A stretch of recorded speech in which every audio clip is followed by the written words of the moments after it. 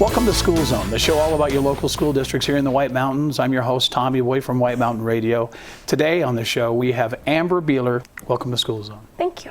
And on my left, Kelsey. I'm not even going to try your last name. Okay. Give it a shot. Zampedri. Zampedri. Yes. Okay, right. That's not bad at all. All right, so let's first start with Amber and talk about how you got into PTSO. There's a story you were telling me. This is a good story because, first of all, if they try to ask you if you're the president or the co-president, it gets a little confusing. It is a little confusing. 2 years ago, 3 years ago? It was 3 years ago, Mr. Hall, our principal, called us into his office. Right. And that's always a good thing. It's a little nervous, right? And the PTSO president, Ida Carpenter, who had been doing it for years, pretty much by herself, decided to teach kindergarten. And so he had lost his PTSO president. And so he asked Kelsey and I if we would just do something. Oh, just wing just it. Do something. Okay. Fill the space, do something. And so Kelsey and I said, we can do something. And so for 3 years, we've been doing something. So there wasn't an election or anything to make one of us the president or not. And I don't think we run it quite like that. It's just kind of a team with anybody else who wants to come and help us. Kelsey, there is normally a structure. President, vice president, treasurer, secretary. Yes, there all is. The different hats you guys wear. Let's talk about that. Normally there would be a president and a vice president, like you said, secretary and treasurer. Different duties, different assignments. Yes. However, we have kind of been doing this on our own for the last 3 years with some help from some moms, but I think that in today's world with working moms or that have a lot of kids or just people are busy. And so we get help. However, it's not the continual be there all the time kind of help that we need.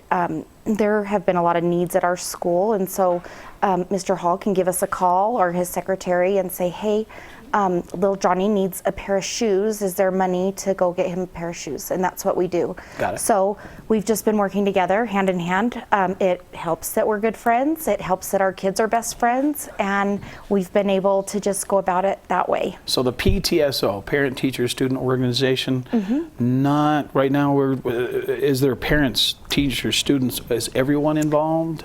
You know, this year, 2 years prior to this year, we had some really great moms, probably 4 or 5, that we could really count on that would come in and help us. And I would say all of the teachers were willing to help us do anything that we wanted to do. So I would say the whole school was kind of on board, just not in an official capacity.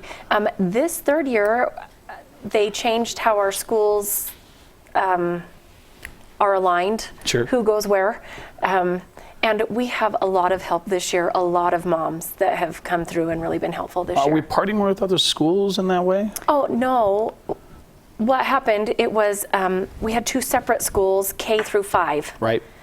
And this year, they split the schools back up, K through 2 and 3 through 5. And so that allowed us to have a bigger pool of people to work with. Kelsey, let's talk about, you would mention Johnny needs a new pair of shoes. What does the brainstorming process look like to get something on the table to make it something that we can help with? We raise our money, and our big fundraisers every year are our school carnival that we do in the fall. And then we have also a Christmas store that we do in December. And we generate quite a bit of money from those. And then a lot of our needs for our school have been the personal needs of the kids. We have a lot that are in need. And so it all goes through our principal, Mr. Hall, or the school nurse. We'll go to him and say, little Johnny, you know, his socks, he doesn't have any socks on or whatever. And then it gets approved by him or any needs that the teachers have. And then he calls us and lets us know how he feels would be a great place to put the funds. Got it. And nothing, it's always either for the teachers, the kids, none of it is spent frivolously. He's very, very good about making sure that those funds are used for the kids. Amber, so we got 2 big fundraisers, one that's happening in December, one that happened. Let's break them both down. The carnival, what kind of happens at the carnival, and then we'll go back to Kelsey and she can talk about Christmas, what happens then. Oh, perfect. The carnival is so fun. We kind of came up with the idea that first year when Mr. Hall called us in, and we thought, what can we do to bring the kids and teachers together in a fun environment, Right. and to create great memories of elementary school. And You so get to dunk the principal, that kind of thing? they had a little bit of that, Okay. or we wanted to do that. We actually didn't follow through. Okay. Our dunk tank fell through. First dunk year, tank fell through. Dunk tank fell I see what through. you did there. However, it started out kind of small. We had some bounce houses. All of the teachers do a booth, and we just charge tickets Right. to come. All the money goes right back to the school. And we had a little concession stand. You could buy lunch for your family while you were there, and then do the booths and games. We have fishing pond. What else did we have? Photo booth, a hay find. There were at least 25 different things to do there. Pretty well Carnival events. attended, pretty well. That first year, we do it in conjunction with youth football Okay. on a Saturday, which was new for the school to have something on a Saturday. And I think the teachers were a little worried at first that we were taking one of their Saturdays. Well, yeah. But they were so good to us and came and set up their booth, and we really appreciated all of the hard work they put in to put their booths together. And we know it was a big sacrifice of their time, and they've continued to do it for us. It was a huge success. Okay. In conjunction with youth football, we do it that way because we have all Show Low youth football players there and their families all throughout the day, along with teams from Snowflake or St. John's or Winslow, and that brings in more people to our carnival so that we can make more money Perfect. and have them come. And so we do pretty well on that carnival, which helps us get through the rest of the year. So then we're talking about this month. Uh-huh. Really cool event going up, Christmas oriented. It is. We have this great Christmas store. When we decided to do it 3 years ago, the first thing that we told Mr. Hall is we will not do a Christmas store, and we ate our words. What was the logic behind not doing Christmas? The junk that our kids would go to these Christmas stores, and basically most schools, I won't say all schools, but most schools have a company that ships in boxes Sure. of stuff to sell, and they sell it and to the kids, and then whatever doesn't sell, they ship it back. Well, Amber and I were thinking, why do we want to sell this? We don't want it to come into our homes. Sure. And so why would we want to do that? Do you have a hand in the inventory process now? So we do. We Okay. do all of the shopping. We start it back in October. Actually, we look all year long, and we go to the Valley and we order in a bunch of stuff. It's quality stuff. We go to Hobby Lobby and to Bath and Body Works. We go to Michael's. We get so much, and we make sure that we get the best price so we can keep the cost low for Sure. the kids. But it's quality. It's something that I want Sure. to go into my home. Kind of went from what we have now to actually you're putting the stuff on the shelves yourself. So we put all the stuff on the shelves. We canceled our contract with the company that had been there for years. Right. And now we just fully stock it. And it seems it's going to be It better is this year. amazing. We not only get kids from the school, sure. we get parents now. This will be our third or fourth year, and we get kids and parents. We get people from the community. The other school, Whipple Ranch, they aren't having one this year, so we have made sure that we have invited them over, that they can come and shop at our store. It's a big success, and it's a lot of fun. So I was concerned when you first told me there's two main events. I have in my head, I've worked book fairs and I've helped set up book fairs. I've shopped book fairs. No book fairs? We do book fairs. We do 2 book fairs a year. The first book fair, the books are full price. Okay. The second book fair of the year we get 50% off all of our books. Each teacher usually ends up with about $100 worth of free books by the end of a book fair. Now you get what they send you? Because I've noticed, I've taken my kids to them, they're interested in a lot of those items. Oh, It's almost as if they had a chance to pick the inventory themselves. The Scholastic Books is fantastic at what they do. They send us marvelous books that will sell. They do a fine job at what they do. So we get great books from Scholastics. However, their company, basically we sell books for their company, and as a reward we get $100 worth of books per teacher. Okay. It's pretty much how that works. So it goes to the teachers, and so that is why we do it. But as far as money for the PTSO, we don't generate any money. Makes sense to me. Do we see a day where that inventory process will change, or is that always going to be the standard? I think that we'll probably keep with Scholastic Books. They know they have the whole market. They know what kids want to read. They Sure. know because my children might read something completely different from Amber's children. So they have just such a wide range of books that they send us that we will most likely just continue to go. We're happy with them, they're happy with us, and it works out really nice. Two of those. You said the first one is normal price, the second one's a discount. Is that because it's end of the year?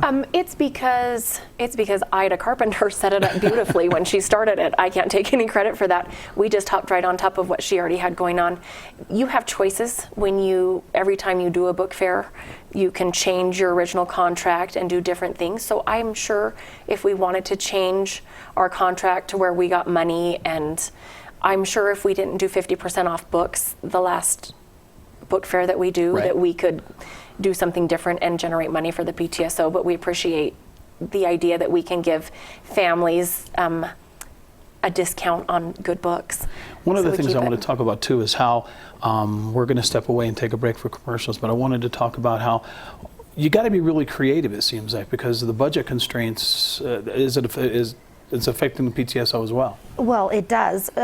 Most of the money that we need to generate goes back to the teachers, and when we say that, teachers and kids, it's for the things that when we were in school were just bought by the district. Got it. We've had to replace a drinking fountain that the school district couldn't replace. So we've touched on a subject here. We're going to talk about how that folds in and connect the budget constraints with PTSO and how it affects the schools all the way around the board.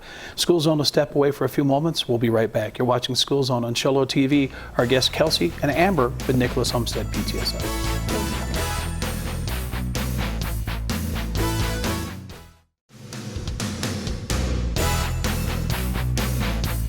Welcome back to School Zone on Sholo TV. We're talking PTSO. We have Amber and Kelsey from Nicholas Homestead. Welcome. Thank you. Thank you. Okay, when we went to break, we were talking about how the budget constraints is not easy. Tell the drinking fountain story again. Nicholas Homestead is the old junior high of Sholo District, Right. and so it's an old building. In the gym, it had a water fountain that's been there since I think the beginning of time. It looked a little urinal-ish, is what it was. Drank from the It drink. was bad. It was Okay. really bad.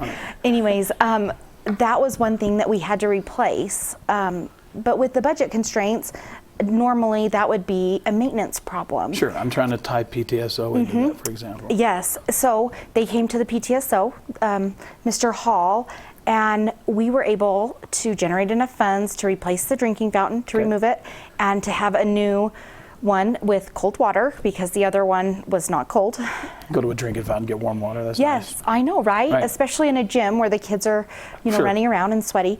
And so that was one of the examples that we've had to do. Another time at the beginning of last year, our budget was put on a freeze, and this budget could not afford toner for the copiers. So PTSO had to buy toner for the printers because teachers need to make copies. Absolutely. And it's the beginning of the school year. I mean, that's when all those copies are being made, and things like that have really come down to us. Well, that's weird because when you think PTSO, I'm not thinking drinking fountain, I'm not thinking toner for copier. It may be taken away from somewhere else. Yeah, you would think. You would think it would come right from the budget of the school district. Okay. Even that, in the second semester of the school year, is usually when supplies get really low, Right. and we have to ante up the money to get enough supplies to last till the end of the school year because that budget's already been spent. So that is why parents, along with PTSO and all these different places, are having to send in so many supplies for their children. Just simple paper or we're getting copy paper. Yeah, we're getting requests from our teachers. Could they bring in Could you bring in a ream of paper Sure. or two, or a case, or whatever it is? A chair. Yes, truly, because we don't have any money. Speaking of chairs, 2 years ago, our carnival money went to buy desks and chairs for the kids, the smaller children, because the ones that we had were so old that they were for larger kids, and our kindergarten first graders were in these huge desks that didn't fit them. Yeah. And instead of it coming from the school budget, Sure. it came from PTSO. Amber, other examples, and we'll try to get to a solution, how somebody can help. Ways that PTSO has had to actually step in and help the budget constraints.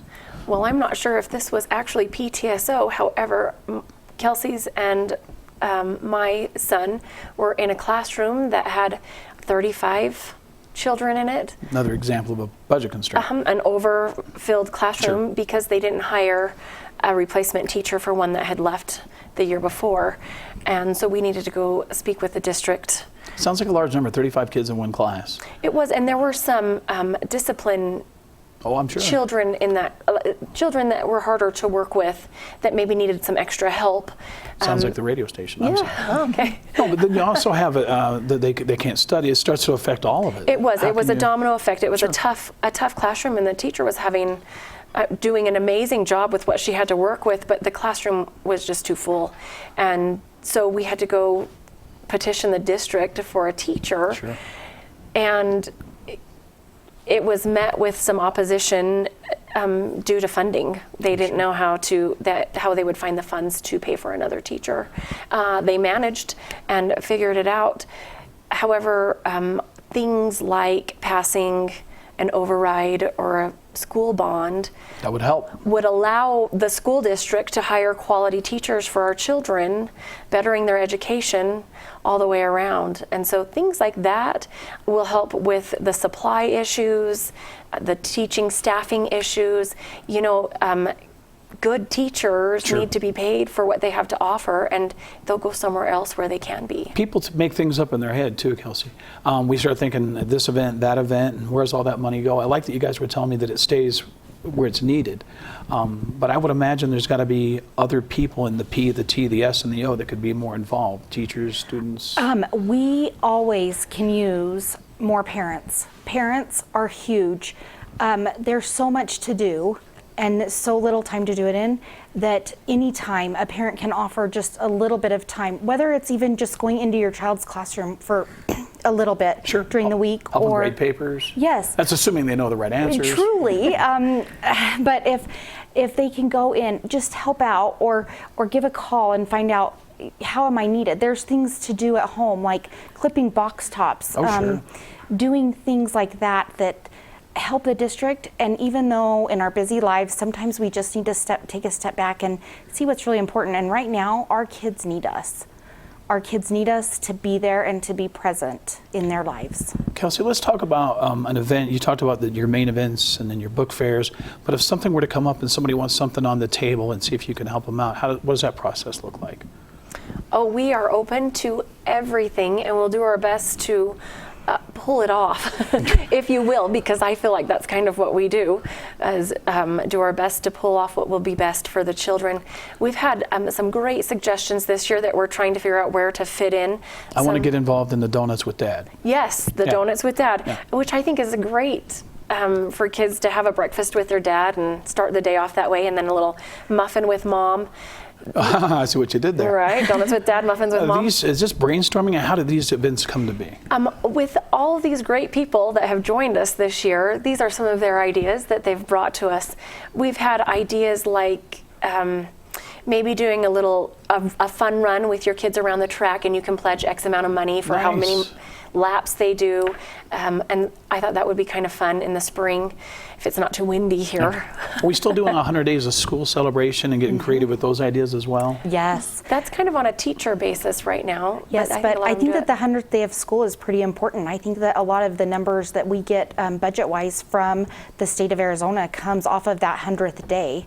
And so we do, if the teachers need anything to promote that 100th day, we are more than welcome to help them out. I was noticing on the web, there's a lot of different ways to get creative with that and help raise awareness and funds for the school. If you could change one thing about PTSO, going forward right now, it's going to look like this because you shaped it. What would your answer be to that question? Oh, Threw a curveball at you. I didn't know, right? How would I change it? Just more involvement, more.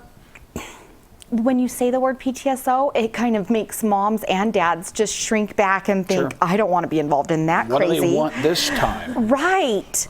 And instead of maybe calling it PTSO, just call it like parent help group or even grandparents. We get grandparents that come and help us, which is so nice because so many grandparents are raising their children, their children's children.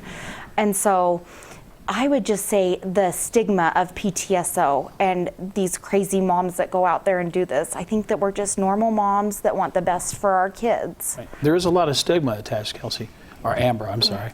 What would be your answer to that question? If you could change and put your imprint on it in another positive way, what would it be? See? I see. You thought I was It's going to just throw it over tricky. here. I know. and- I was glad she got that, not me. I agree with Kelsey. If we could just change the stigma, truly, Sure. if people could view it as an opportunity to just increase their child's learning experience and help them get so much more out of it, and to help the teachers maybe get another spark for a spark of excitement for teaching and what they're doing with your children, and make it where people hear PTSO and think, oh, I want to be a part of that. Right, a That's positive reaction. That's a cool group to be a part of. They do such great things. And that would kind of be the imprint that I would want to leave, a positive, uplifting imprint rather than a dreadful Okay. one. Yeah. Better taste in your mouth. Right. Right. What's on the horizon? What do we see? Where are we headed? What's planned next? We talked about Christmas. Mm-hmm. What happens turn of the new year? What are we doing? Turn of the new year, we start talking science night. Science night. Science night. We always do a barbecue. Our principal is amazing. He's a wonderful man, and he barbecues for science night, and we do a little barbecue for the families, and we make a little bit of money there, but we barbecue, we do games, have a little bit of fun. As it starts to get warmer, we start thinking accelerated reader reward days, and that's where we start putting money back in, is on these awards for the kids. And we always say our October through February is our kids clothes month. That's when we get Okay. a lot of clothing requests, and then after February is when it gets fun. We start to be able to reward the kids for their good behavior or for their reading accomplishments, for their good grades. We're able to do things with them that make them want to become better people. Nice. Let's name names.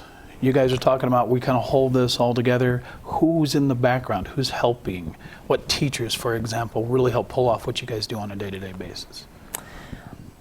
I really That's put you on the hard spot. to single anybody out. I really don't think that I can single out any names. I would say, on the whole, Okay. anything I ask of a teacher at our school, You get a no. no, Okay. I do not get a no.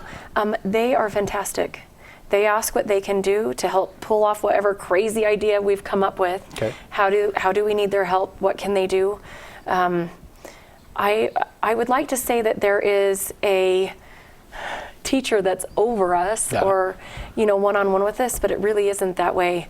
It really is just every teacher contributes what it is they can to whatever we have going on. If there's one who specializes in helping with the books or with the carnival or with the Christmas store, they just kind of give us what they have. And the principal, he's there? He's pretty amazing. I've heard you guys mention his name multiple times. Kevin Hall, he's there for everything. I believe maybe last year he might have missed 2 days of school the whole year. Better He's than my there, record. he's present, and he's present with the kids. And that makes a huge difference. Especially when you do it on a shoestring. You don't have all the vice Truly. president, the Yeah. president. We have a principal that does duty at lunchtime and is out on the playground with our Hands-on. kids. He's completely hands-on. And I think that that's what makes it enjoyable for us to do what we're doing, because we see his example. And I think that the leader of whatever is happening, if by they example. lead by example, it's so much nicer to help out and to do things, because he's in the thick of it. So why not jump in? Perfect. It sounds like you guys are putting it together with just yourself and without all the structure that's involved in a normal PTSO structure. Sounds like you're doing a great job at Nicholas Homestead. Oh, thank you. Thanks. Kelsey and Amber from the PTSO, thanks for being our guests on School Zone today. Thank you. Thank you for watching School Zone here on Sholo TV. Make sure to tune in to next month's show.